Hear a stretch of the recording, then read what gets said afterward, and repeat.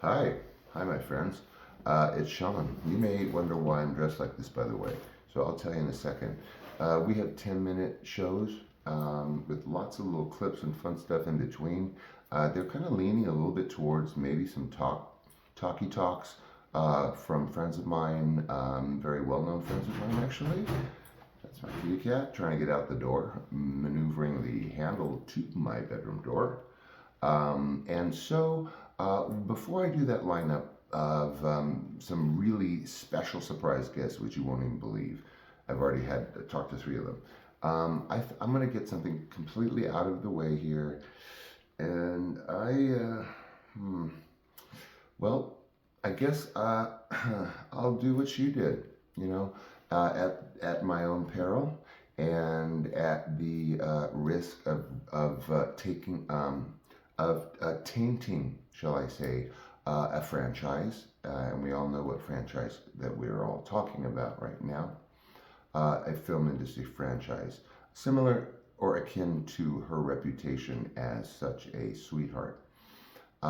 She began to run into major challenges personally as a teenager while she was, in fact, this America's sweetheart. She was very much, very early on into things that she had no business being into. And she continued her career actually that way, uh, essentially. So I'm going to do what she did.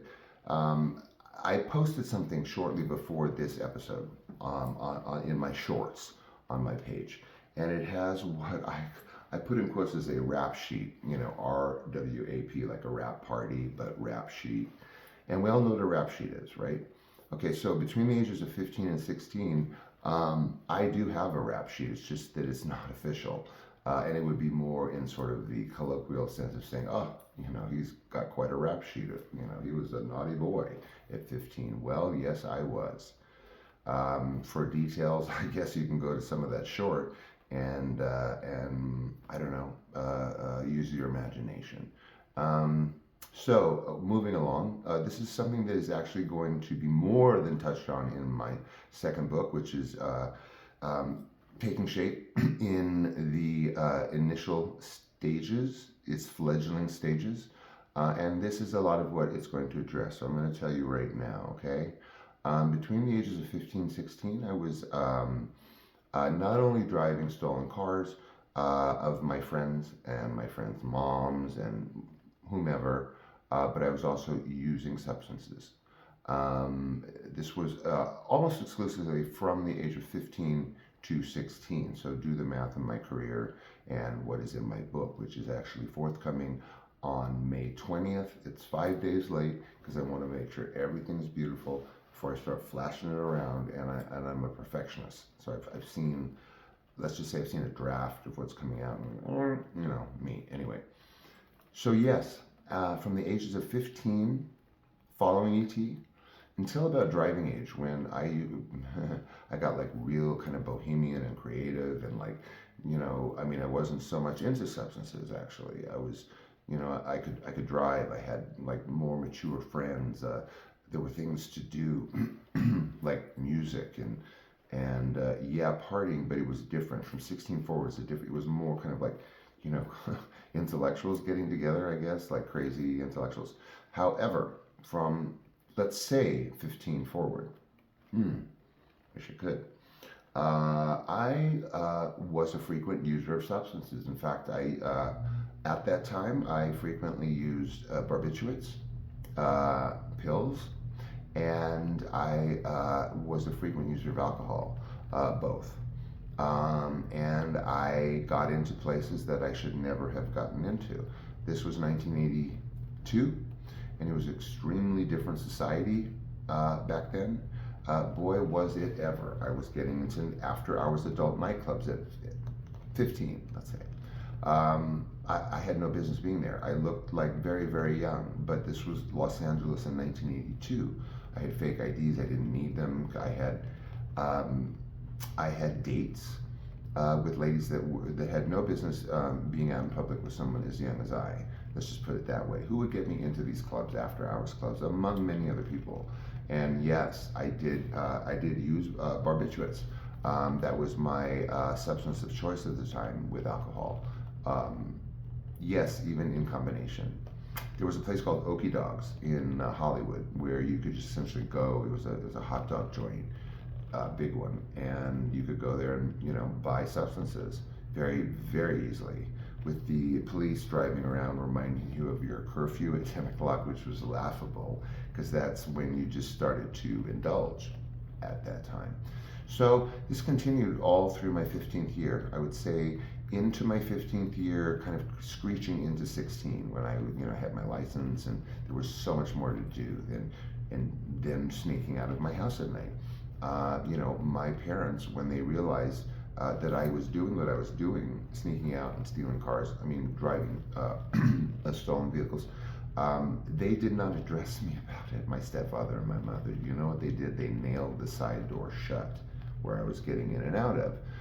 Evidently, they were, I guess, aware of it, and instead of talking to me about it, they literally nailed the side door shut and painted over it. So I guess that meant they knew, or I wasn't supposed to be doing it. I don't know. Your guess is as good as mine. So what I did was I just sort of took the glass, there he is again. I took the glass levers, those leveler windows, little glass pieces, and sort of scratched myself through there at night. Again, to get back onto the boulevard, to get usually picked up by a friend, or going with a friend to get another form of transportation to get not only into Hollywood, but to get into downtown Los Angeles, which is where a lot of the action was. Much more adult action, except for the Tama Cafe. But my digs in terms of my friends in high school were actually on the west side. So a lot of my sort of deep dive friending with my contemporaries at a private school called Crossroads in Santa Monica, which was now is the premier school in at least on the West Coast. So I was doing all kinds of stuff I shouldn't have been doing then. 15 to 16, do the math on the age, the grade, what kind of classes you're taking. So yeah. On the weekends, I was going out to Cafe de Grand. I was going out to the Cash Club. I was going out to Club Zero. I was going out to the Mask. I was going out to Starwood a lot, quite a bit. And Google that. A 15-year-old at Starwood, whoa, seeing Fear and Suburban Lawns and God knows what. Anyway, so that's my coming out story. This is not a nostalgic episode. This is not nostalgia.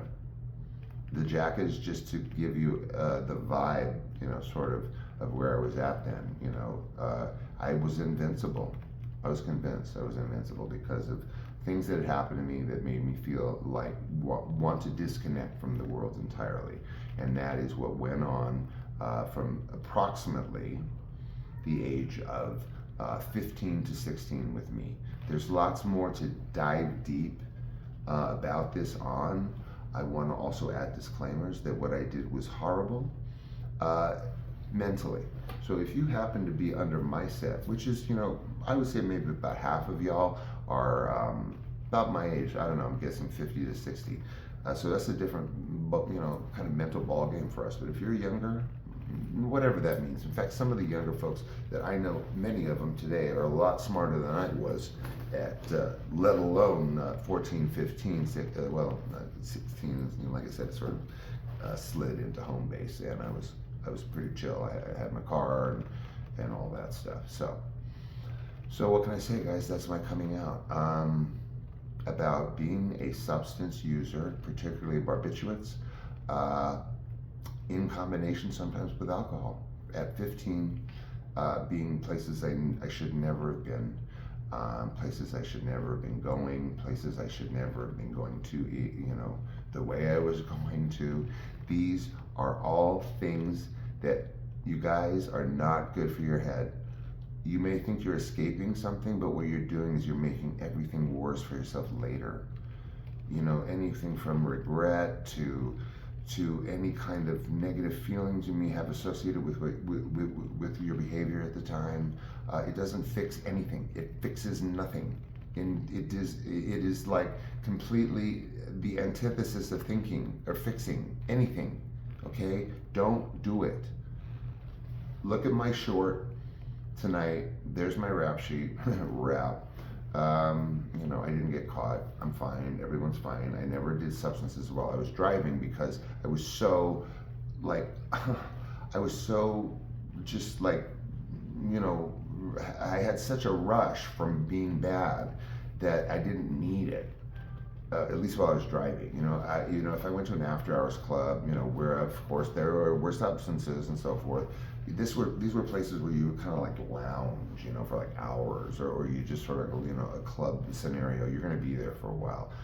So if I did, which I didn't, either someone was driving another rebel rouser, or if I did, like the times I appropriated people's vehicles, no, the rush was so heavy, I didn't need anything, okay? Bad thing, bad choices, bad, bad, bad. I love you guys. We're at 11 minutes. I'm going to let you go. Again, lots to unpack on this. I got a book coming. It's going to dive deep on that. If you have questions, SeanFry66@gmail.com. All of my contact information is on my Facebook page. I got plenty of information on my YouTube channel here, what I like to call my YouTube station identification. So find it. My book's dropping on the 20th. I love you guys. Best 11 minutes I've spent. Wow, I've never told anybody that. I mean, I swear to you guys, man, I got inner circle people that don't know what I just told you. So hi, love you, and I will be seeing you, no doubt, especially with my exciting surprise guest that I have like confirmation from today and tonight, all the way from the UK to New York, New England, Provincetown, Hollywood. Okay, I'll see ya. Bye.